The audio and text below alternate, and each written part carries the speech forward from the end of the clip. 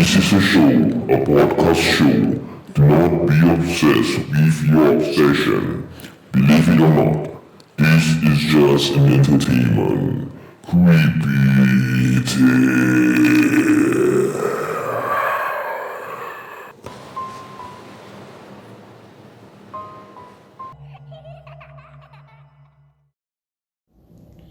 Good evening to everyone who is listening to Creepy Tales. You will be following Freddy on a story which I'm gonna share with you guys throughout the night, anywhere you are, wherever you're at home, driving, sitting with your friends, or alone.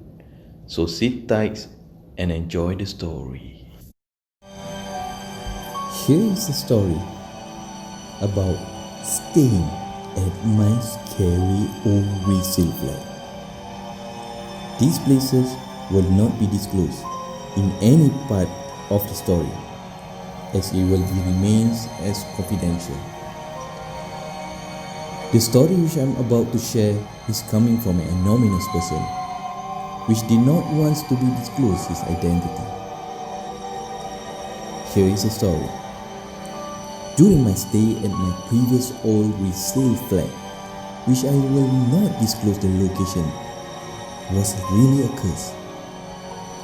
In the past several years before I moved out to this house, I kept seeing unusual things like a figure roaming around in the house.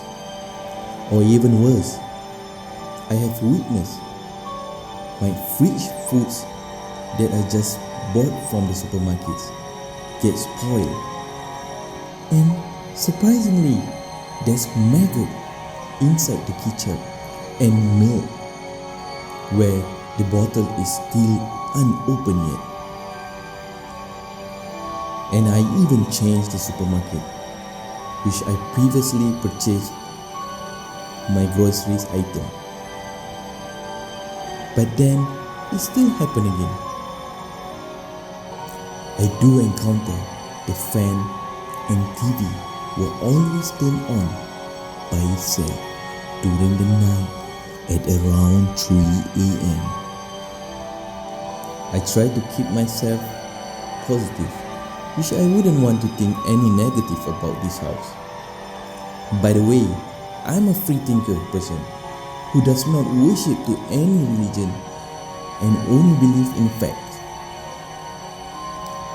As I moved to this house, I only brought my cat along to stay with me, whereby all this while I've been staying alone on a rental house. But then, one night, when I was about to sleep in my master bedroom, I usually will position myself, laying my head facing to the toilet direction. Also, when I sleep, I will tend to turn off my bedroom lights and only remain the toilet's light to be on. Usually, I will purposely leave a gap of the toilet sliding door open to have a little bit lights shine towards my bedroom. My cat, which I name it Snowy, will usually accompany me to sleep in the room. But that night was totally different, which I was about to share with you guys. I was too exhausted on that night. The moment I placed my head on the pillow, I already started to almost doze off. Then, when I was about to change my direction of my sleeping position,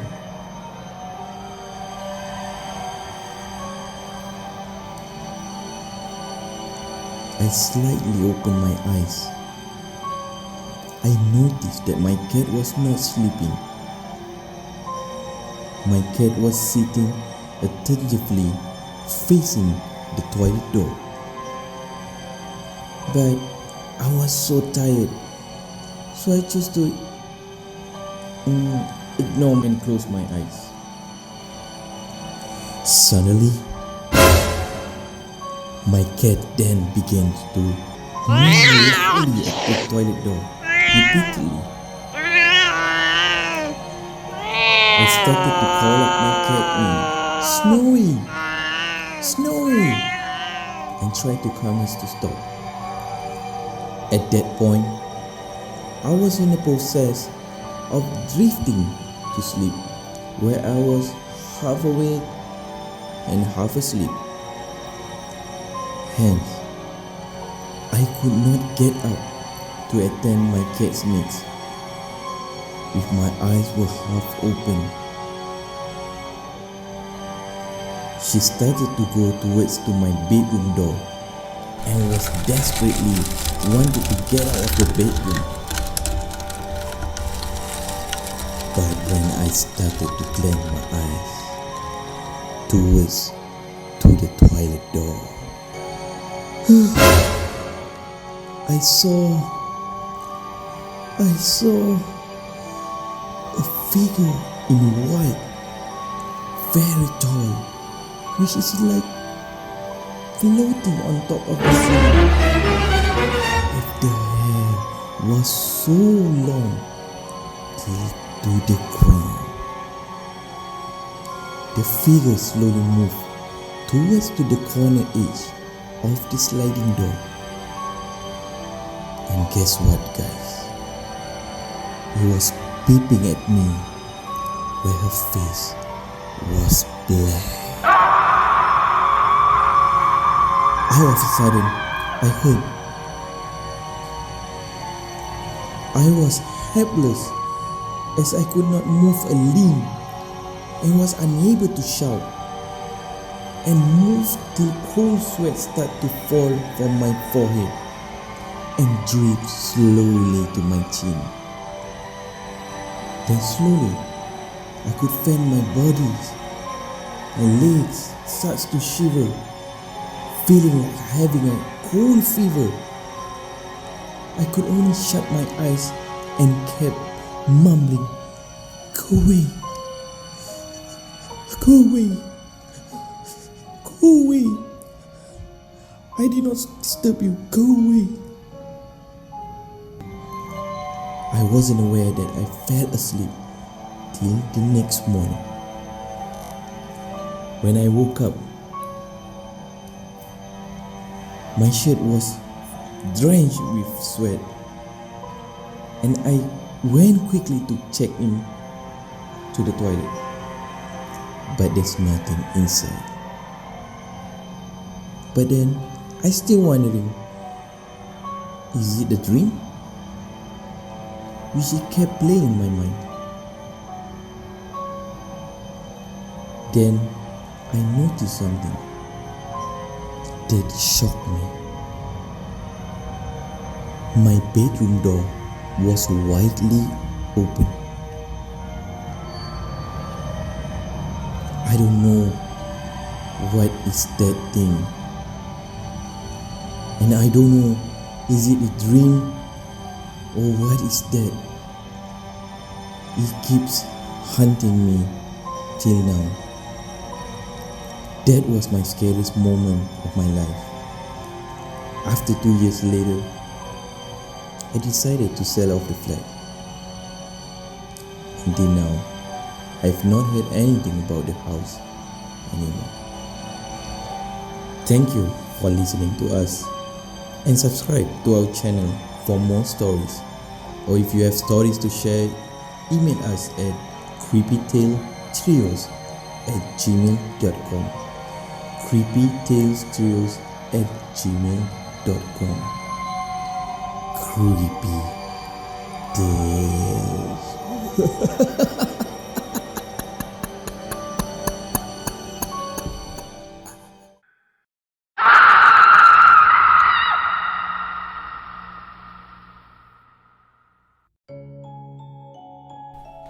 Ladies and gentlemen, boys and girls, children of all ages, please remember the stories that we share over here are just purely meant for entertainment purposes.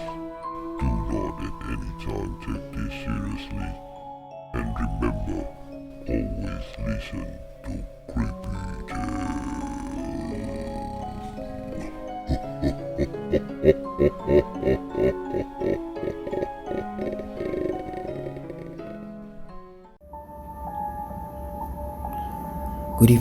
ladies and gentlemen. Thank you very much for tuning in with me, Mr. S, in Creepy Tales. Well, if you have creepy stories to share, you could email us at creepytalestrioz@gmail.com. So, ladies and gentlemen, boys and girls, are you ready?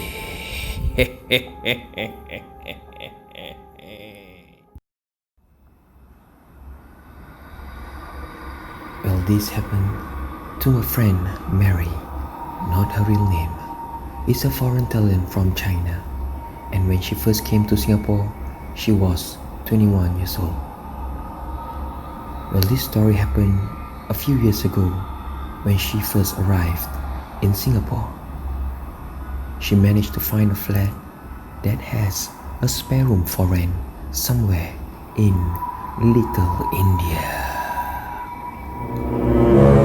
The owners of the flat were an old couple who had already moved out and stayed in some condominium. And there were already 3 other tenants staying in the flat. They also just moved in recently. Seeing and knowing that all the tenants were ladies and the rent is rather cheap, Mary made her choice and confirmed with the owner, made the necessary payments, and shared a room with one of her roommates named Mei Chin, not her real name. Few nights later, strange things began to happen. One of the night, Mary woke up from her sleep after feeling someone touching her cheek, neck, and caressing her hair. She was awakened by it. She sat up, stood, and started to look around. Her roommate Mei Chin was still sleeping. Not to think of anything, Mary brushed off her thoughts and went back to sleep. The next night, things got just worse. This time, she felt like someone coming close to her, kissing her face and touching her all over.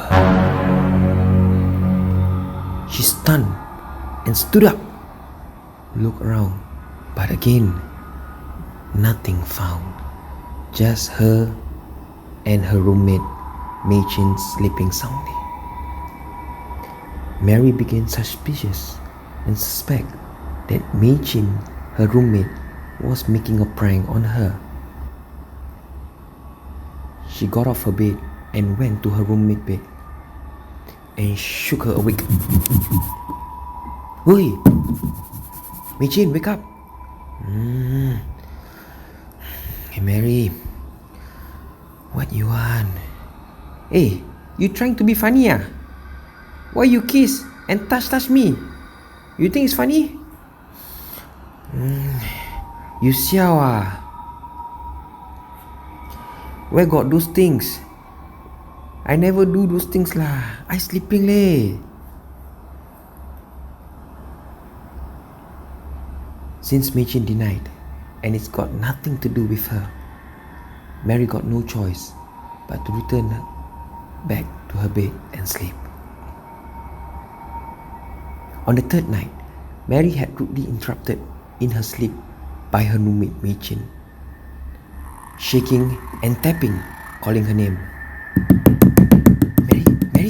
Mary, wake up!" "Hey Jane, what you want?" "Hey, you very bad leh. I told you I never disturb you last night, but why you come and take revenge?" "My God, I was sleeping leh. Don't bluff. Just now I was sleeping, then I feel someone kiss my cheek and touch me. Not you, then who?" "Really? No me. I sleeping leh." At that moment, both Mary and Mei Chin got freaked out. Then Mei Chin said, "Whatever lah. Very late now. I go sleep first. Tomorrow then talk. The next day, when all four girls were having breakfast, Mary and Mei Chin brought up this matter to the other two girls sharing on the other room. Well, guess what? The other two girls also faced the similar experience for the past few nights, but brushed the matter off thinking that they were either too tired or not used to the new bed. That day, Mary called back her home and told her mom about this matter. Her mom said that she will go to their local temple and consult the Shifu over there. Not long after her call, Mary's mom called back and told her,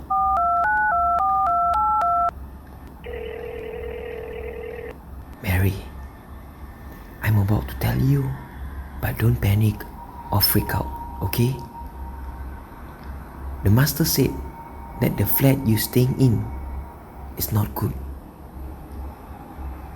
Got one young male spirit staying with you all. Mary startled.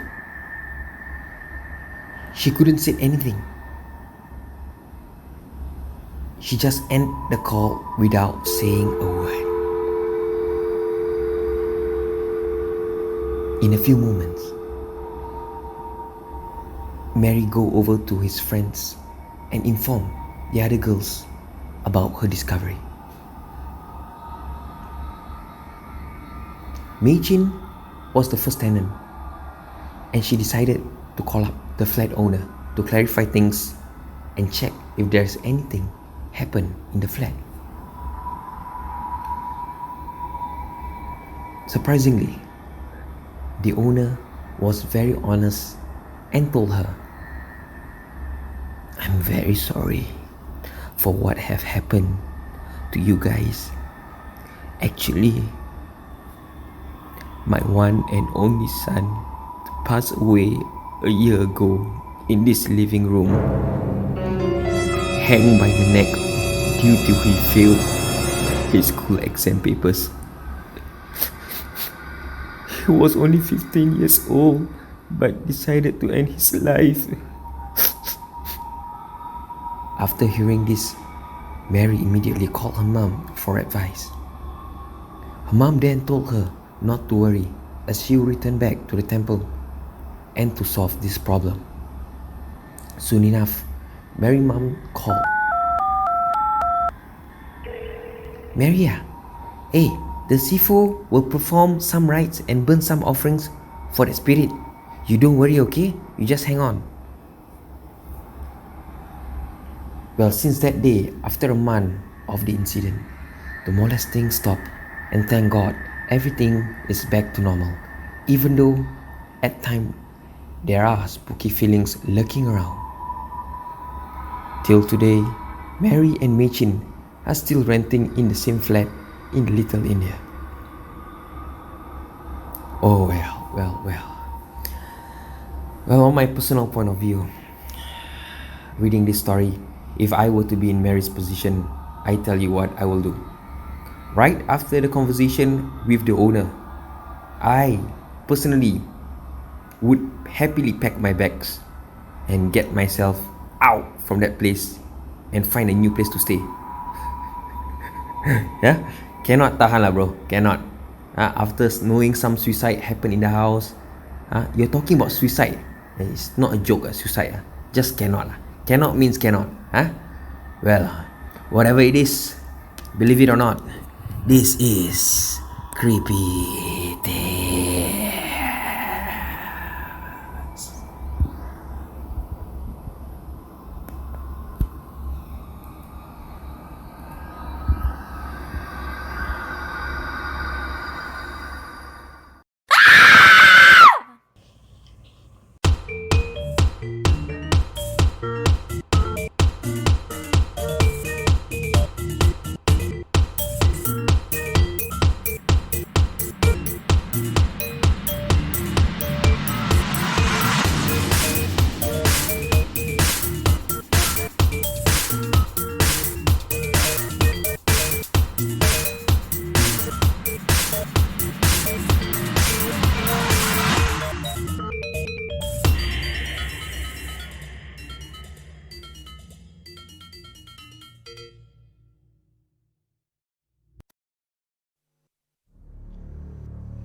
Good evening, ladies and gentlemen. Today's story was sent by a listener who did not want to be named. It's a story about an expat who was to be stationed away from his own native country and his strange encounter during that period. Let's start with the story now and keep listening to Creepy Tales.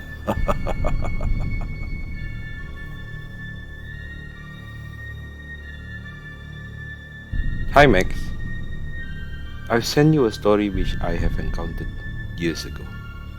Please do not mention my name here in the story. Well, the story goes like this. You see, I don't believe in ghosts. That was 5 years ago. But now I do. Well, it was in 1996. I was stationed in Jakarta, Indonesia for 2 years. I love the place.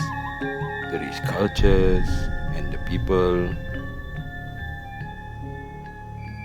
Being young and independent drove me to venture on my own. I had a very well paid job, my own personal driver, and a maid. And to top it up, I was given a beautiful apartment, complete with a swimming pool. What more can a person ask? But that all was about to change. After 2 months of living in the apartment, everything seemed normal without any issues. Until then, out of nowhere, I had a personal visit from the previous owner of the apartment. Well, to now you must have been surprised. What could be so scary about the previous owner visiting you, right? Let me just say this. You are completely wrong.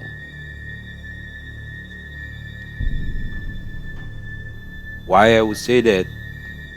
Not when the visitor visiting you is a ghost. At first he came and stayed in my room. Persistently, I tried not to jump into conclusion that I was facing a ghost. Little did I know myself that I was in complete denial. This so-called spirit would start by disturbing and shaking my bed whenever I'm sound asleep.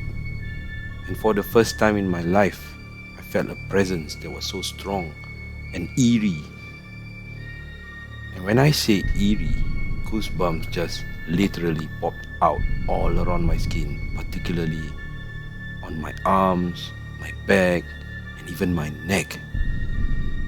It's true, Max. You really have to be there to experience it yourself. I've never been so scared in my life before. At that very moment, I just wanted to head back straight to home. But then, those were not all. Despite me trying to be oblivious to the things happening around me, the haunting continued.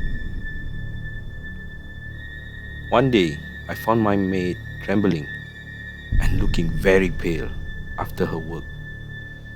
She was so shaken up that she begged me to let her go.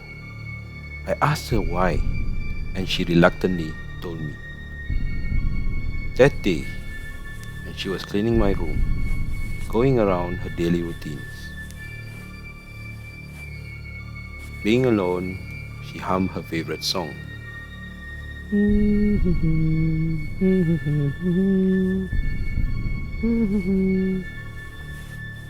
the midst of doing her work, suddenly she was slapped in her face. And at that very moment, the door was slammed shut behind her, as if refusing her to come out of it. Then, she heard a woman's laughter. After that incident, my maid never came back to work. Well, so now, I was on my own. Again, that was still not the end of the story. The hauntings and disturbance continued. One day, when I was watching TV in the living room, I can suddenly hear laughter and voices along the corridor where my room was. I am alone in the house. How could there be any children here? And once again, I ignored it and telling myself probably it could have been the TV show or I was just too tired. There was even times when I was performing my prayers, I can felt that someone was watching me. And then suddenly, the room just became so cold, just as if like you are in a freezer. Now, before all of you could say it's the aircon in my room was not even switched on. Weeks slowly passed. This thing kept on disturbing me. I couldn't even concentrate in my work. My sleep was affected. I started to feel restless and lethargic. Eye bags started to grow, all due to these sleepless nights of disturbances.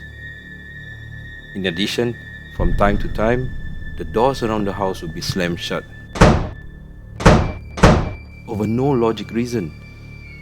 Sometimes, the toilet bowls in the toilet would even flush by itself.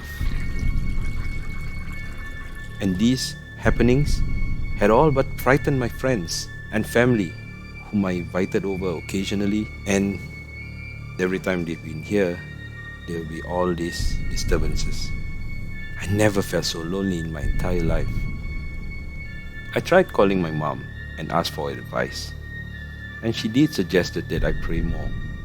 I did, I really did, but it did not seem to work. The more I prayed, the happenings increased in frequency. It was as if it was retaliating to my prayers and wanting me to stop. I was angry and yet scared at the same time. This spirit, or whatever it was, has totally taken control of my life. But despite all that, I was determined to stay in the country and the apartment. Mainly because I believe I'm earning an honest living, and I truly believe I have never offended anyone to deserve all these disturbances. So one day, I decided to invite an ustaz. You see, Max, an ustaz is a Malay religious pious man who is knowledgeable in the religious studies of Islam. I met this ustaz from a nearby mosque during one of my Friday prayers. The intent is to get him to move the spirit away to somewhere else. Unfortunately, it has been quite a challenge as he was always busy and he had to postpone a couple of times just to come to my apartment. But thank God, finally, one fine day, he came to my apartment. Assalamu alaikum. Peace be upon to you. This is a greeting in Arabic language, practice for all Muslims.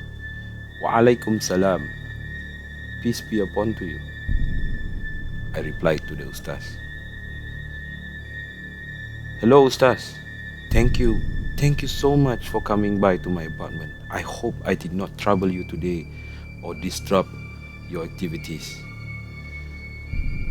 Saying to him as I feel embarrassed to impose my problem to a religious man like him. MashaAllah. God has willed it, meaning in Arabic. Please do not say that. I am honored by your invitation and I am here to help a Muslim in need.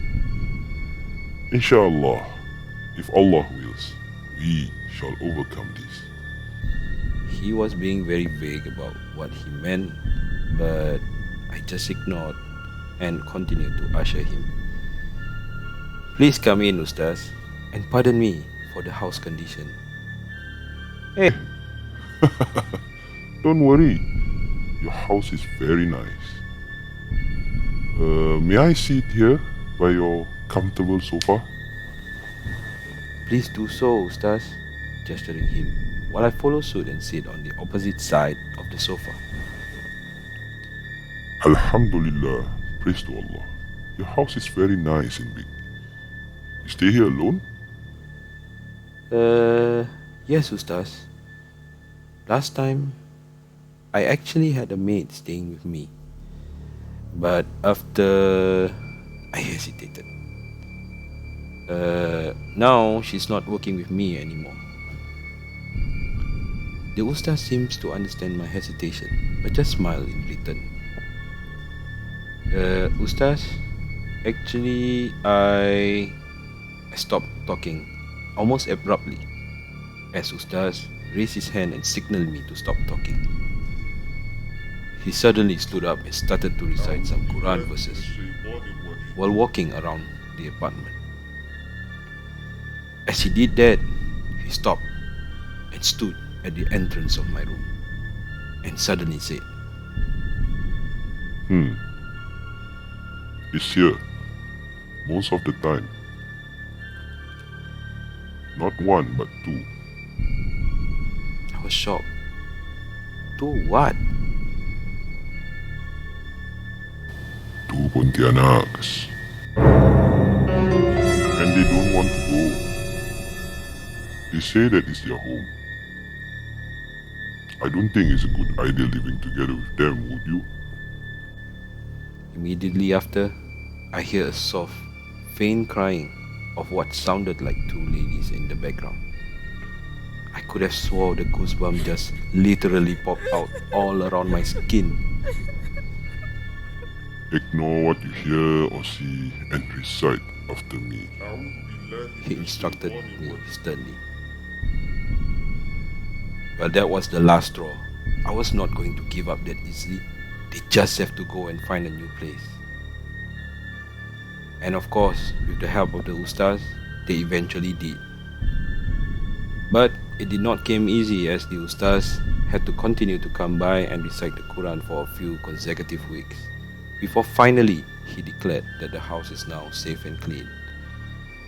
The Ustaz has also reminded me to continue to fulfill my daily prayers and recite the Quran once a week. Obviously, this was a polite reminder to me, as he probably could have guessed, since I did not keep a Quran around the apartment. Ever since then, the haunting has stopped. I was glad it was over. I continued to diligently practice my daily prayers and recited the Quran as per advice. Nowadays, my friends and colleagues come by, of course, with no repeated bad incidents.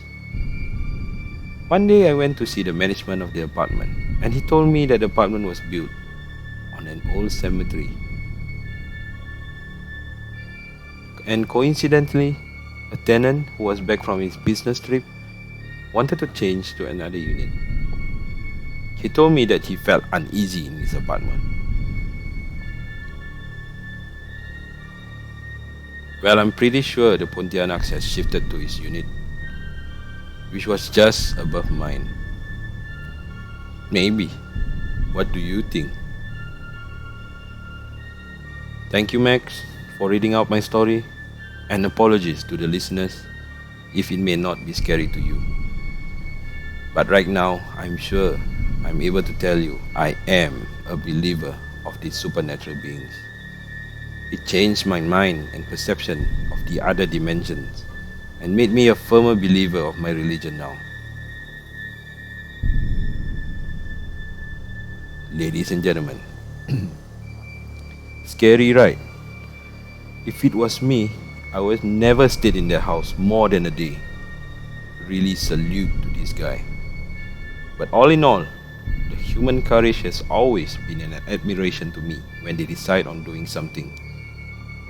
And I truly believe we could all learn from this story. Thank you for the contribution by the listener. And please, do keep sending your stories to creepytalestrioz@gmail.com. And remember, do not believe any of these stories. They are just here merely for entertainment purposes. And whether or not it may benefit you, no one can say that for sure. All I can say is, please keep listening to Creepy Tales.